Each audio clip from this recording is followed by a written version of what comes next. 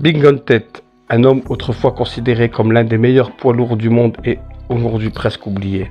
Dans ce podcast, je vais vous raconter l'histoire de ce boxeur, une histoire tellement ordinaire car autant la boxe sort d'une vie de misère, autant elle fait mal à certains boxeurs. C'est certains boxeurs qui ne sont pas prêts à l'après-boxe.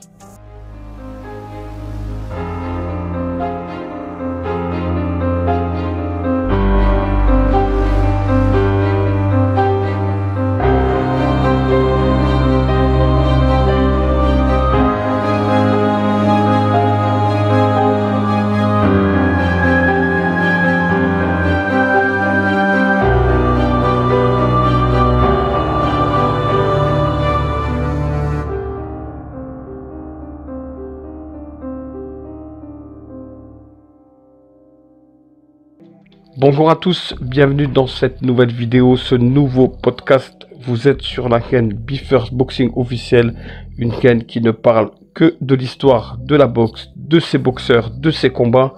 Si vous aimez l'histoire de la boxe, vous êtes sur le bon canal. On commence tout de suite dans le vif du sujet, on parle de Big Gun Ted. C'est parti. Entrant dans le 15e round de sa première défense de titre mondial des poids lourds, WBA contre Mike Weaver en 1980, Big Gun Ted n'avait qu'à rester debout pour gagner.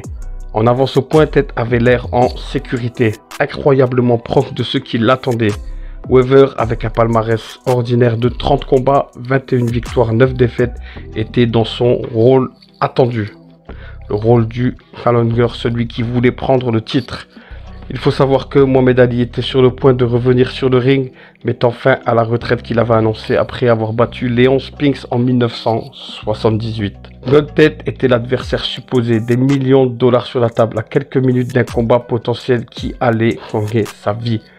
En plus, cette version de Mohamed Ali, Ted l'aurait sûrement battu, comme le ferait la plupart des poids lourds, un combat pour tout changer. Mais ce combat n'est jamais venu. Et pourquoi il n'est jamais venu?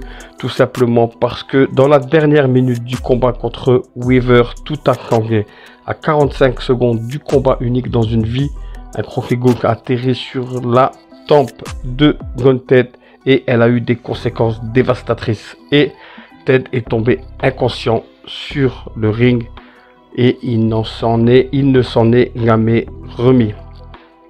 Il faut savoir que dans le vestiaire, après le combat, Ted ne se souvenait de rien, totalement inconscient de ce qu'il venait de se passer.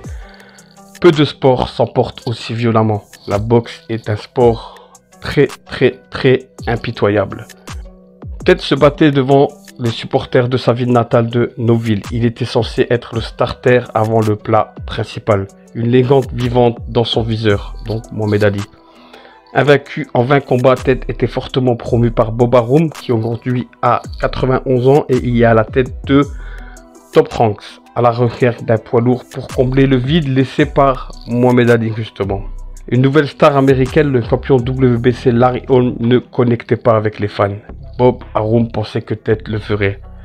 Mais ce coup de poing contre Weaver a tout changé. Un coup de chance, diraient certains, ce n'était pas le cas. La chance en boxe, ça n'existe pas. Mais l'histoire de Ted ne s'est pas terminée cette nuit-là en 1980. On parlait d'un retour rapide sur le trône. Un champion des poids lourds encore une fois. Un mois plus tard, Ted était de retour au gymnase. Cela semblait bien trop tôt, compte tenu de la manière dont il avait perdu contre Weaver. Le voyage avait commencé dans les champs de coton, la force humaine nécessaire à son avenir formé dans cet environnement de dur labeur. Gun Ted, un décrocheur du secondaire qui ne savait ni lire ni écrire alors qu'il quittait les portes de l'école pour la dernière fois.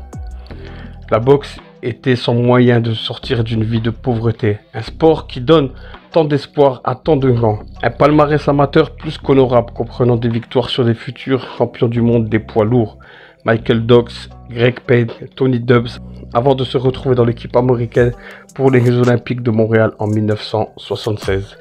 Mais le Cubain Teófilo Stevenson a terminé la course de tête en demi-finale. Stevenson a fait de même pour de nombreux combattants. Stevenson était peut-être le plus grand boxeur de boxe olympique de la planète. Sous l'œil vigilant de Gary Haas Miller, un ancien arnaqueur au billard, Ted est devenu professionnel en 1977 et a lentement gravi les échelons. Une grande victoire par KO contre Duane Bobic en a convaincu plus d'un. Ted était au bord de quelque chose qui semblait peu probable dans ses premières années troubles. Le championnat du monde des poids lourds WBA était vacant après le départ à la retraite de Mohamed Ali. Ted avait maintenant son moment. À l'époque de l'apartheid en Afrique du Sud, Gary Coetzee et Ted se battaient pour la ceinture vacante en Afrique du Sud en 1979 dans le stade national de rugby de Pretoria, devant 80 000 fans qui ont afflué pour voir un nouveau champion couronné. La sécurité est élevée car les tensions raciales ne pouvaient pas être cachées dans un pays d'isolement sportif, un combat aux multiples connotations politiques. Ted a été blessé très tôt dans ce combat, mais il est resté debout pour l'emporter par décision. Ted, qui a quitté l'école dans des compétences de base qui auraient dû être son droit, était désormais le champion du monde des poids lourds. Bob Arum a senti qu'il avait l'héritier présomptif d'une légende vivante. Mais ce combat était le pic pour Ted. La victoire sur Coetzee permettait beaucoup. Mais après une dure ascension vers le sommet, la chute a été terrible et brutale. Après la défaite choquante contre Weaver, Ted a estimé qu'il pourrait rapidement récupérer ce que Weaver lui avait pris, le titre de champion du monde. Les cicatrices mentales de cette défaite ne sont jamais parties. À seulement 11 semaines de la défaite contre Weaver, Ted est revenu sur la sous-carte de Sugar Ray Leonard contre Roberto Duran à Montréal. Trevor Berbick a mis fin à tout espoir persistant d'un retour au sommet de la montagne. Ted a perdu au 9e round sur arrêt d'arbitre. Ted a subi sa deuxième défaite consécutive par arrêt. Bob Arum parti, la carrière de l'espoir poids lourd américain était pratiquement terminée. De 1981 à 1988, Ted a continué à gagner, mais les performances n'ont pas du tout convaincu. Contrairement à beaucoup de cette génération perdue de poids lourd, Ted avait le costume, mais même cela a disparu dans les sombres années. En 1988, Ted a débarqué en Grande-Bretagne pour combattre le poids lourd britannique Noel Carles. Ted pesait près de 127 kg. Toute ambition qu'il avait depuis longtemps avait quitté son corps. Carles a dominé Ted sur les 10 rounds. Une triste fin de carrière qui, à une époque, avait pourtant promis. Un palmarès de 34 victoires pour 3 défaites ne parvenait pas à dire le potentiel qu'avait Ted autrefois. En 1994, Ted a eu 3 combats non autorisés. Le Gallois David Pearce l'a assommé dans le 3e de ses combats. Pearce avait ses propres raisons d'être là en Californie. Une autre histoire triste. La boxe a beaucoup d'histoires de ce genre. On pourra parler de David Pearce dans une autre vidéo. La vie et la carrière de Ted, comme de nombreux poids lourds de cette époque de potentiel gâché, la génération perdue de poids lourds se sont terminées de manière prévisible. Une vie s'est terminée comme elle a commencé. L'argent gagné a été vite dépensé. Accro à la cocaïne, un temps passé en prison pour vol et agression, petit boulot pour se vivre, tondre des pelouses.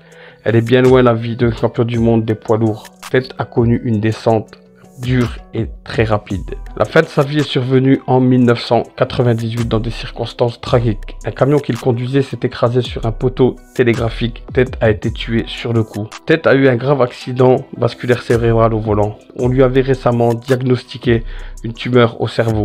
Il faut savoir que de la cocaïne a été trouvée dans son corps le jour de l'accident. Une autre histoire d'un champion de boxe incapable de vaincre ou de résister aux tentations de la rue. L'obscurité sans fin d'un toxicomane. Big Gun Ted n'avait que 43 ans. Une histoire de famille que d'autres grands champions ont également vécue. Une vie qui s'est terminée tragiquement et prématurément alors qu'il aurait dû profiter des fruits de son travail. Pour la petite anecdote, il faut savoir que Big Gun Ted est mort à 1 km de l'endroit où il s'est entraîné pour remporter son titre des poids lourds. Voilà pour ce qui est de l'histoire de Big Gun Ted. Il a été au sommet, il n'a pas su gérer sa carrière après la boxe. Le combat contre Weaver l'a totalement bouleversé et il n'était plus que l'ombre de lui-même. Combien de boxeurs ont subi ce sort? Merci à vous d'avoir suivi ce podcast. On se retrouve très vite pour une nouvelle vidéo. Tous les vendredis à partir de cette semaine, je sortirai à 18 h une vidéo ou un podcast. Passez un très bon week-end. Prenez soin de vous, de vos familles. On se retrouve la semaine prochaine pour une autre histoire de boxeur. ou de combat, je ne sais pas encore. Prenez soin de vous, de vos familles. On se retrouve très vite.